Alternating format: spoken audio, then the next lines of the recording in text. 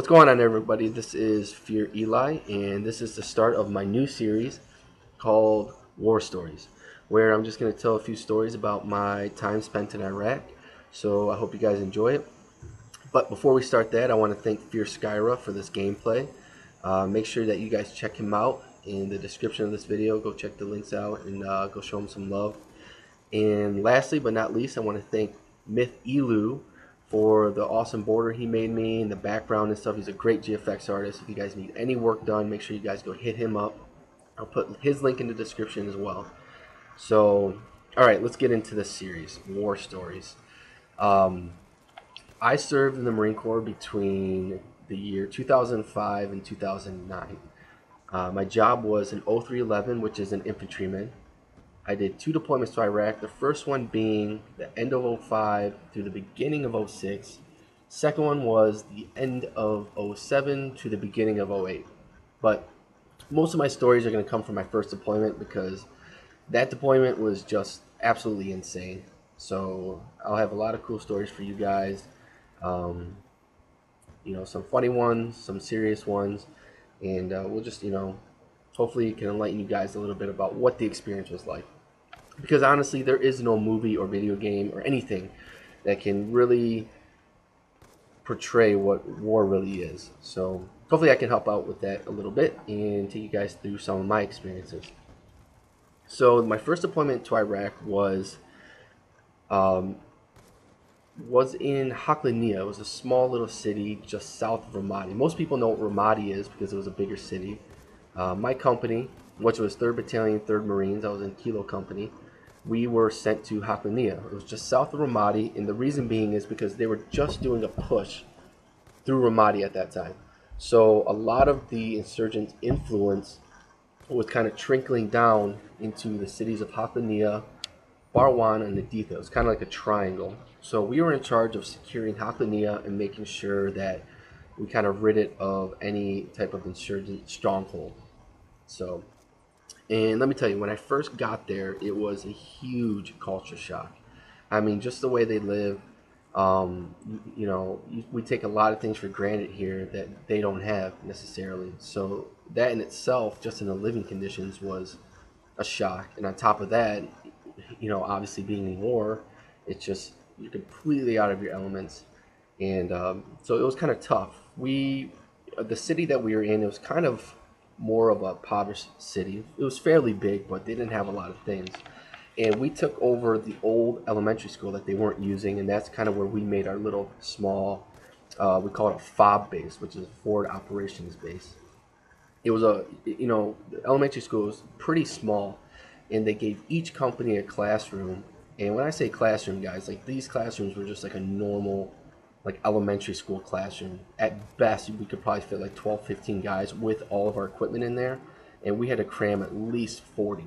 So you had no personal space whatsoever. Like you guys, I mean, your stuff was on top of another guy's stuff, and you were just crammed in there. And to make matters worse is there was no windows or any type of airflow or ventilation system in this place. So temperatures would get up to like 120 degrees, and so inside it was like 130. It was miserable. In the first 4 months I was there, or actually, yeah, first 4 or 5 months I was there, we had no running water, no electricity, we had no phone, no internet, nothing. So we were completely cut off from the outside world. And we just, I mean, it got bad to the point where we would go out on patrols and get soap from the town just so we can try to wash some of our vital areas and dump bottled water on ourselves to clean ourselves.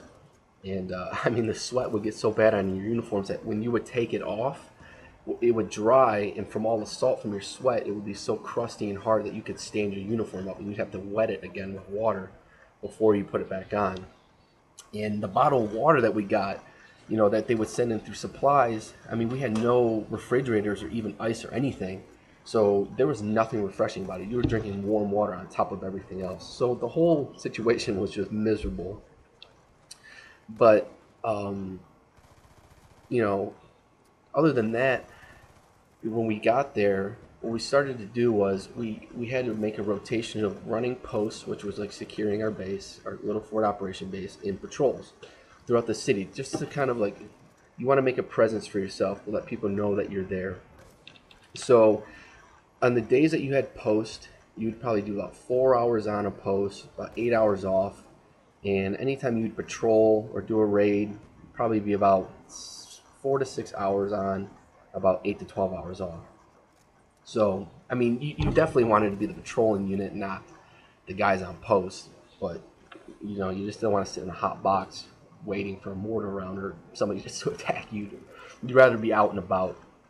So, um, it was tough, man. It was really tough. You had to kind of uh, block out anything back home as far as family and friends. You really had to focus and concentrate on what you were doing, and it was a tough situation to be in for everybody.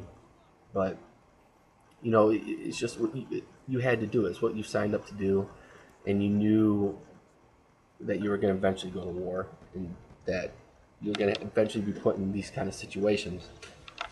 So, you know, I just kind of wanted to paint the picture for you guys of what it was like, what our living conditions were like, what we, you know, how it was for us. I mean, just try to imagine yourself in a situation like that. No personal room. You're crammed in there with all these guys. It was like 130 degrees outside. You had no showers, no nothing. You couldn't brush your teeth. You couldn't. I mean, you could brush your teeth, but I mean, it was just miserable. You couldn't cleanse yourself, and it just got really bad. You couldn't contact really with anybody at home, and on top of that, we had to face some pretty intense situations along the way.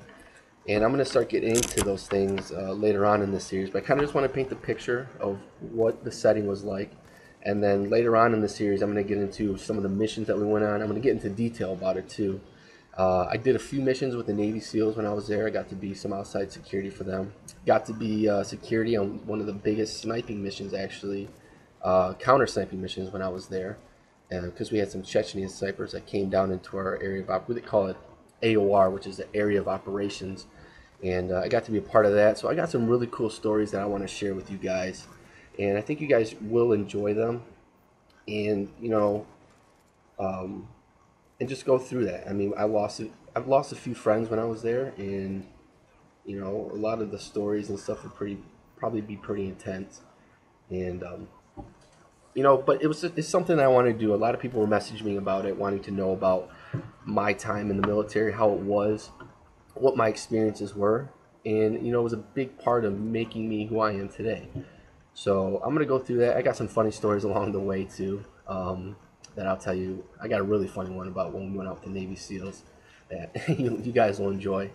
So I hope you guys stay tuned. I'm gonna, you know, come out with these videos maybe like once every other day and just kind of get into it. All right, but I thank you guys for stopping by. Now that I set the mood for you guys for how this is gonna go, we'll start getting into the details of the missions and stuff. Okay, talk to you guys later. Bye.